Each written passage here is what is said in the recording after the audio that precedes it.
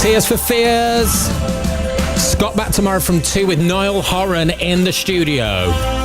I'm back on Breakfast with Zoe tomorrow. Thank you so much for your company. I've had a great time. I'll be back on this show Monday afternoon from 2, live from Liverpool. See you then. This is Radio 2 on the Sounds app, on your smart speaker, and on 88 to 91 FM. At BBC News at 4 o'clock, this is Justine Green. The Royal College of Nursing has repeated calls for the government to improve its pay offer for nurses as its members take part in their biggest ever strike today. Around half of hospitals in England have been affected by the walkout. Ministers say the current deal, a 5% increase and a one-off cash payment, is fair. But Priya Asi, a specialist cancer nurse who's taking part in the strike, disagrees. The kinds of offers that we're getting from the government now that we've moved into a time of inflation are just not compatible with being able to live, to exist, to pay our rent, to buy food, to look after our families, and that is a cut too far. We have absorbed the cuts for 10 years and now enough is enough. The United Nations has warned 800,000 people could flee Sudan due to the ongoing clashes between rival military factions. There are reports that fighting is continuing in the capital Khartoum, despite promises of a ceasefire between the two sides. Mark Malloch-Brown, a former UN Deputy Secretary General, says the violence has been devastating for people in the city. The shock to Sudanese of this conflict coming home to them in their beloved capital really breaches any sense of sanctuary or safety they had. And hence, of course, this massive exodus to Port Sudan and by air as well. The boss of the American investment bank JP Morgan Chase has downplayed the likelihood of a wider financial crisis after the firm purchased the failed lender First Republic. It's the third US bank to collapse in 2 months. Jamie Dimon said he expected the deal marked the end of the panic that emerged last month.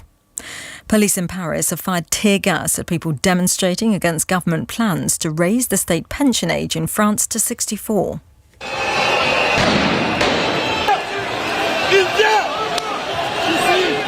President Macron has faced a backlash after forcing through the changes. Our Europe correspondent Nick Beake is in Paris. He says there's been a mixture of peaceful and violent demonstrations. We've heard that about 30 people at least have been arrested.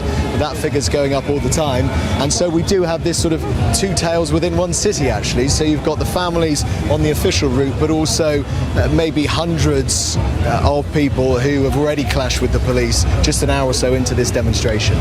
Jamie Oliver and Gordon Ramsay are among those paying tribute to the award-winning chef and MasterChef Australia host Jock Zonfrillo, who's died at the age of 46.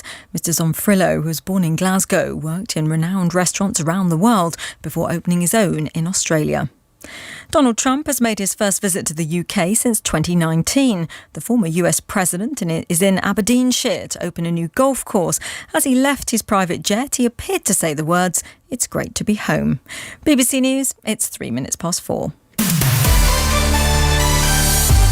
Travel news now, here's Bobby. Justine, thank you. First of all, the A947 at Old Meldrum, no change. Still got the accident at the Castle Tunnel. So you've got to take it in turns to get through, but you can get through on that route. A92 at Newton Hill, we've got that closed completely. There's an accident between the Stonehaven Junction through to the Newton Hill Tunnel, so that's still closed. The M1 on the northbound side at 28 for Alfreton, got a breakdown still, so one lane is shut. M1 northbound at junction 16 to 17, we've got one lane closed. This is Daventry to Coventry, and this is following the lorry fire. The A55 in Flintshire on the eastbound side, the North Wales Expressway. Now, we've still got the accident being recovered at 32 to 33, so just past Holywell, we've still got one lane shut.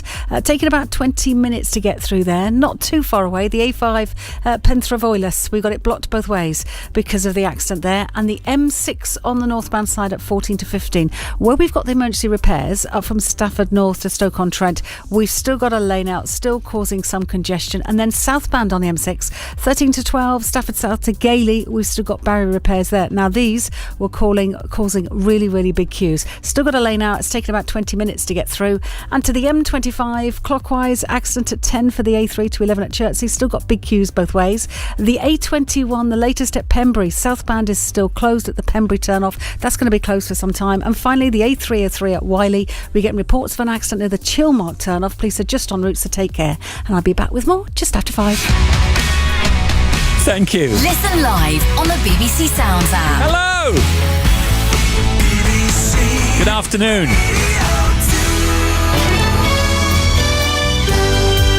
Steve Wright's Big Bank Holiday on BBC Radio 2. Well, that's what this is. Hope you're having a good bank holiday. And as they say, welcome to the show. I think we got a good one.